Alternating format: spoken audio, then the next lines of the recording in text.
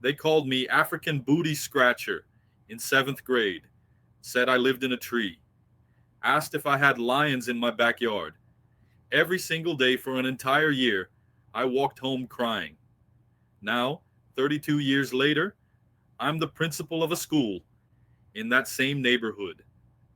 Some of my students, they're the children of those same kids who made my life a living hell. I've never told them, but I remember every name. My name is Kwame Asante. I'm 45 years old, and I came to Atlanta from Accra, Ghana, when I was 13. I've spent more years in America than I ever spent in Africa, but some wounds, they don't care about time. Please stay with me until the end of this story, because this isn't about revenge. It's about what happens when you decide to rise anyway. It's about why the kid they mocked became the man who protects kids just like him. Let me take you back to Accra before everything changed.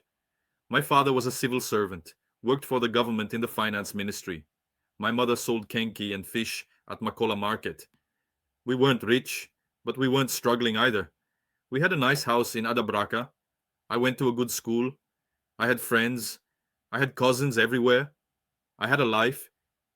You know what I remember most? The noise. Ghana is never quiet. There's always music playing, someone calling your name, a car horn, a vendor singing about their goods. Life happened loudly, and I loved it. But my father, he had bigger dreams. He'd been to America once in the 80s for a conference, and something happened to him there. He came back different, always talking about opportunity, about what his children could become. When they announced the diversity visa lottery in 1990, he applied. Every year he applied. In 1991, we won. I still remember my father's face when that letter came. He held it like it was made of gold. My mother started crying. My grandmother, she didn't cry. She just looked at me and said in Twi I didn't understand what she meant. Not then. My father kept saying America was the land where hard work always pays off, where your children can become anything. I believed him. I was 13. What did I know about what anything really cost? We left Ghana in August of 1992. My grandmother came to the airport. She'd never been to Kotoka International before, and she kept looking around like the building itself might swallow us. When it was time to go through security, she grabbed my face with both hands. Her palms were rough from years of work, and they smelled like palm oil and home. She said, quote 3, I told her I would. I never did. Not really. Not the way she meant. The flight was the longest journey of my life. Accra to Lagos, Lagos to London, London to New York, New York to Atlanta. 26 hours of travel with a family of 5, carrying everything we owned in 4 suitcases and 2 Ghana must-go bags. My mother had sewn $200 into the lining of my father's jacket because someone told her, Americans check your money at the border. We landed at Hartsfield in the morning, and I remember stepping outside and being shocked that the air could feel so heavy. August in Atlanta is its own kind of heat. Thick and wet, almost like Accra but without the ocean breeze. My uncle picked us up in a van that smelled like air freshener and fast food. On the drive to his apartment in Decatur, I pressed my face against the window, watching America scroll by. It looked exactly like the movies, but also nothing like them. Bigger, emptier, everyone in their own cars, alone. 3 weeks later, I started 7th grade. That first morning, my mother dressed me in my best clothes from Ghana, a nice shirt she'd had tailored on Osu Oxford Street. She packed me jollof rice for lunch because she didn't trust American food yet.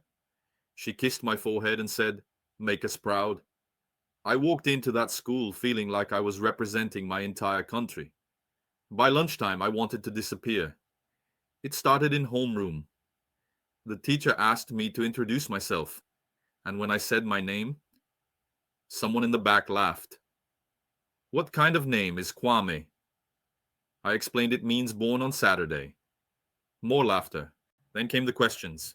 "Do you speak African?" There's no language called African, but I didn't know how to say that without sounding rude. Quote 7. We had cars.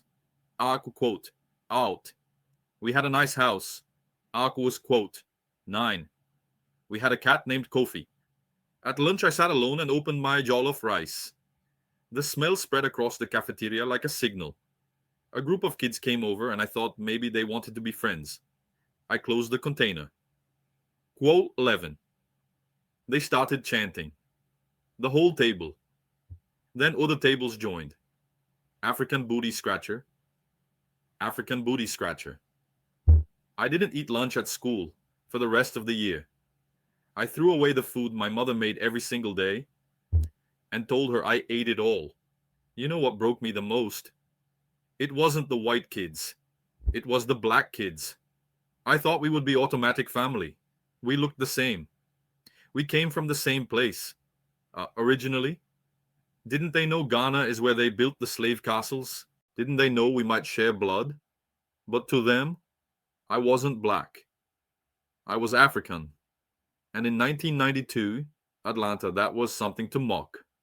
One kid, Marcos, he was the main one. Every single day he had something new. Yo, Kwame, did you run here from Africa? Kwame, why you talk so funny? Kwame, go back to the jungle. I asked my mother why the black Americans didn't like Africans. She got quiet for a long time. Then she said, quote 15, Mama was wise, but wisdom doesn't stop tears. I cried every night that first year. I begged my father to send me back to Ghana. I told him I would live with grandmother. I would be good. I just couldn't do this anymore. He said no. Not because he didn't love me, but because he did. He said, Kwame, the pain you feel now is temporary. The education you get here is forever. Let them laugh. You focus on the books. One day they will work for you. That felt impossible then. But something shifted in 8th grade. I stopped trying to fit in and started trying to stand out, but in a different way. I became the best student in every class. If they were going to notice me, fine. Let them notice my grades. I joined the debate team. And at first, kids laughed at my accent. But when I won my first tournament, nobody laughed. I started tutoring other students, including some of the same kids who mocked me. Suddenly, African booty scratcher became, Yo, Kwame, can you help me with this math? I didn't forgive them, not really. But I learned something important. Excellence is its own protection. You can't mock someone you need. By high school, things had changed, partly because I'd adapted, lost some of my accent, learned to code switch, but also because I'd built a reputation. I was valedictorian of my graduating class in 1997. When I gave my speech, I talked about my grandmother, about crossing oceans, about what it means to represent everyone who couldn't make the journey. My mother cried through the whole thing. Marcus was in the audience. He wasn't crying. He didn't even graduate. I went to Morehouse College, and for the first time, I felt like I could breathe. Morehouse was full of black men who were proud, who were striving, who saw education as liberation. And there were other Africans there too, Nigerians and Kenyans and South Africans. We found each other in the cafeteria, comparing notes on American life. Quote 19. Everyone had a version of that story. We laughed about it, but the laughter had weight. At Morehouse, I discovered I wanted to teach. I had a professor, Dr. Williams, who changed everything for me. He taught African history, real African history, not the version I'd learned in American schools, where Africa was just a place people came from in chains. He taught about empires and scholars, about Mansa Musa and Timbuktu, about mathematicians and architects. After his class, I understood my grandmother's words differently. Remember who you are. I am the descendant of kingdoms. I studied education, got my master's at Georgia State, started teaching in Atlanta public schools in 2003. I chose to teach in the same neighborhood where I'd been tormented. Some people thought I was crazy, but I had a plan. Not revenge, repair. Teaching changed me. I worked with kids who reminded me of Marcus, Kids who mocked others because they'd been mocked, who hurt because they'd been hurt. And I worked with African kids, children of the new immigrants who were flooding into Atlanta from Nigeria, Ethiopia, Ghana, Senegal. The cycle was continuing. Different kids, same slurs. African booty scratcher had become African booty this, African booty that, like a virus passed down. I made my classroom different. I taught African history alongside American history. I brought in maps that showed Ghana is not a jungle. It's a country with cities and universities and shopping malls. I invited parents in to talk about their home countries. Slowly, something shifted. The African kids started standing taller. The African American kids started asking questions instead of mocking. Not all of them, but enough. In 2015, I became assistant principal. In 2019, I became principal of a middle school in the same district where I'd once cried in the bathroom. The day I got that job, I called my mother, and we just cried together on the phone. My father had passed in 2012, never seeing me reach this moment. But I know he knew. He planted the seed. And here's the part that nobody knows. Some of my students now are the children of kids I went to school with. Last year, a woman came in for a parent-teacher conference. She looked at my nameplate and her face changed. Kwame? Kwame Asante? It was Trina, one of the girls who used to laugh when they called me names. She never led the bullying, but she never stopped it either. I could see her doing the math, trying to figure out if I remembered. I just smiled and said, "Welcome, let's talk about your son." Her son is a good kid, a little lost, struggling in English, acting out because he doesn't know how to ask for help. I've been working with him personally. Trina doesn't know why.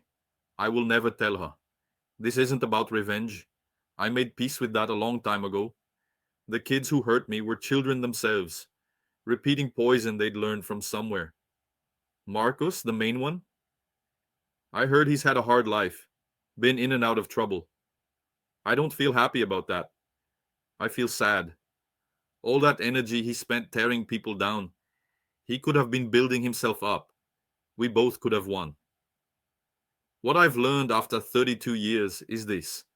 The African immigrant experience in America is complicated in ways that outsiders don't see. We face racism from white America, but we also face rejection from black America. We're too African there and too American here.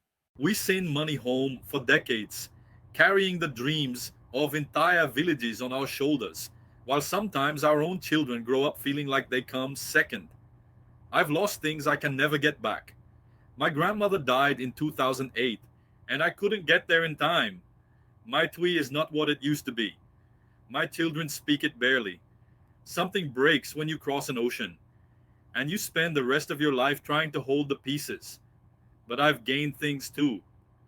I've built a life that my grandmother couldn't have imagined. My wife Akosua, she's Ghanaian American too, born here, and together we're raising children who know both worlds. I've shaped thousands of students, protected African children from the pain I experienced, and built bridges between communities that were never taught to understand each other. So if you're watching this and you're an immigrant kid getting mocked right now, hear me. The names they call you say nothing about who you are. They say everything about what they don't know. Your accent is not a weakness. It's evidence that you speak more than one language, that you've crossed more than one world. The food your mother packs is not shameful. It's love in a container. And the people laughing now?